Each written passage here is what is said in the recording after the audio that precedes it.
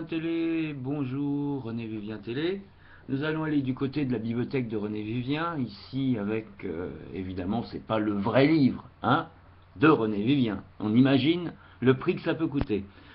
Non, c'est évidemment la bibliothèque que je reconstitue d'après les auteurs qu'elle dit aimer.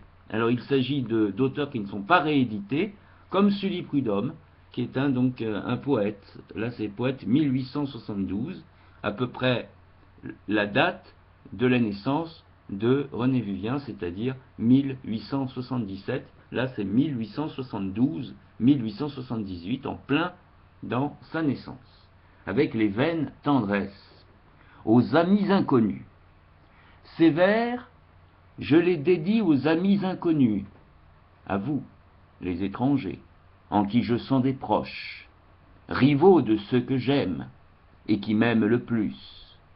Frère envers qui seul mon cœur est sans reproche, et dont les cœurs aux miens sont librement venus, comme on voit les ramiers sevrés de leur volière, rapporter sans faillir par les cieux infinis un cher message aux mains qui leur sont familières.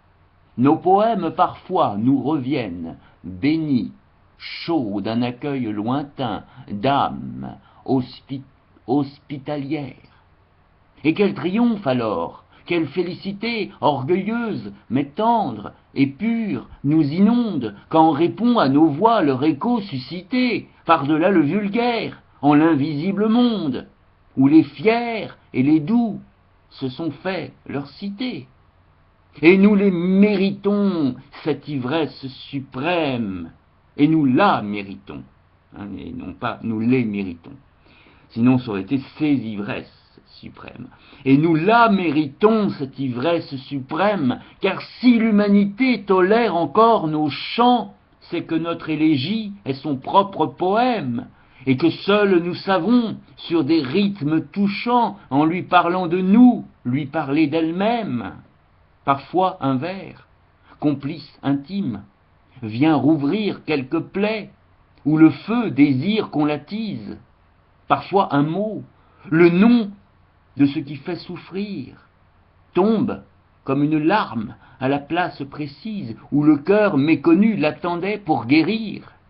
Peut-être un de mes vers est-il venu vous rendre, dans un éclair brûlant, vos chagrins tout entiers, ou par le seul vrai mot qui se faisait attendre, vous ai-je dit le nom de ce que vous sentiez, sans vous nommer les yeux où j'avais dû l'apprendre? Vous qui n'aurez cherché dans mon propre tourment que la sainte beauté de la douleur humaine, qui par la profondeur, qui pour la profondeur de mes soupirs m'aimant sans avoir à descendre, où j'ai conçu ma peine, les aurez entendus dans le ciel seulement. Vous qui m'aurez donné le pardon sans le blâme, n'ayant connu mes torts que par mon repentir, mes terrestres amours que par leur pure flamme. Ça, quand on a un chat dans la gorge en plein dans un poème, ça te casse ton poème. Bon. Est-ce que c'est peut-être ça peut être le livre aussi qui est plein de ce qu'on appelle d'acariens ou de peut-être de petites bêtes ou de poussière tout simplement? Vous qui m'aurez donné le pardon sans le blâme, n'ayant connu mes torts que par mon repentir, mes terrestres amours que par leur pure flamme, pour qui je me fais juste et noble sans mentir, dans un rêve où la vie est plus conforme à l'âme. Cher passant, ne prenez de moi-même qu'un peu, le peu qui vous a plu parce qu'il vous ressemble, mais de nous rencontrer, ne formons point le vœu. Le vrai de l'amitié, c'est de sentir ensemble. Le reste en est fragile. Épargnons-nous l'adieu. Prière. Ah, si vous saviez comme on pleure de vivre seul et sans foyer, quelquefois devant ma demeure, vous passeriez. Si vous saviez ce que fait naître dans l'âme triste un pur regard, vous regarderiez ma fenêtre, comme au hasard. Si vous saviez quel baume apporte au cœur la présence d'un cœur, vous vous assoiriez sous ma porte comme une sœur. Si vous saviez que je vous aime, surtout si vous saviez comment, vous entreriez peut-être même, tout simplement.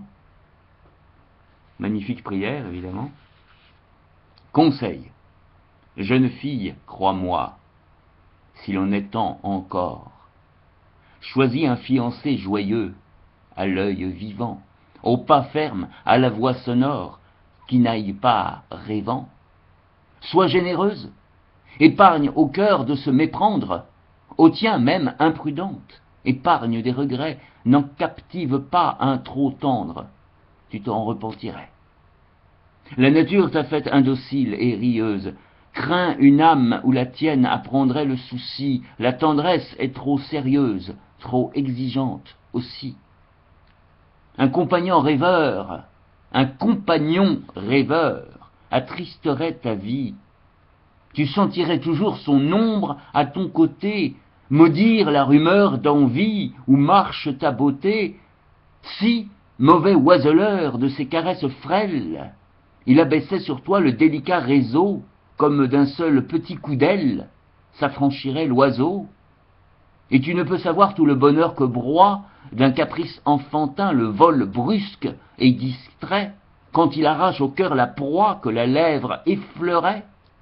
Quand l'extase, pareille à ces bulles ténues qu'un souffle patient et peureux allégea, s'évanouit si près des nus qui s'y miraient déjà, sois généreuse, épargne à des songeurs crédules ta grâce, et de tes yeux les appels décevants, ils chercheraient des crépuscules dans ces soleils levants.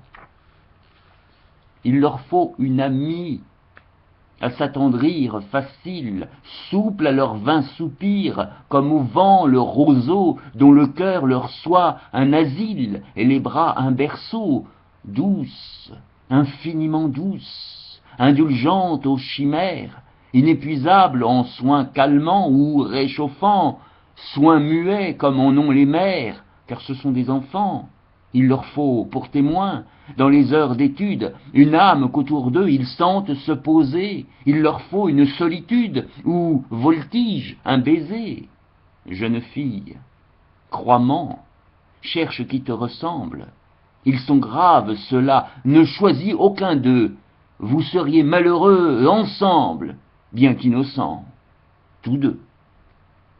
Voilà, c'était quelques petits poèmes de Sully Prudhomme, donc de 1870 à peu près, sur René Vivien Télé.